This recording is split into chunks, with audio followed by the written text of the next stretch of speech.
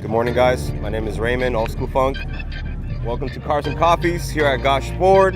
Been doing this for a year and a half almost. This is my S550 Coyote Wide Body Slammed. Carbon fiber under the hood.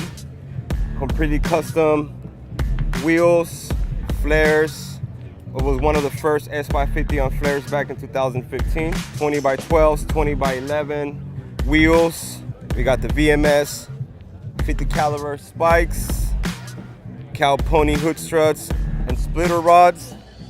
Can't forget Dow Dynamics, done by SRT Creations. They're done locally here in California.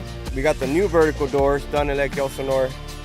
We got the carbon fiber exterior wise side skirts, RTR by Von Ginton Jr. Auto badges, plates. We're keeping it simple in the interior with the, I love the leather seats. Ford did an amazing job with the heater and cooling seats, not changing that. I got VMS custom knob and carbon fiber interior with my N-gauge HP tuner again. A special plate. I love to welcome in myself with my last name in there. Now something new that is coming out for all the Mustang S550s is by Glass Kings. Techno number 2, make sure you check him out.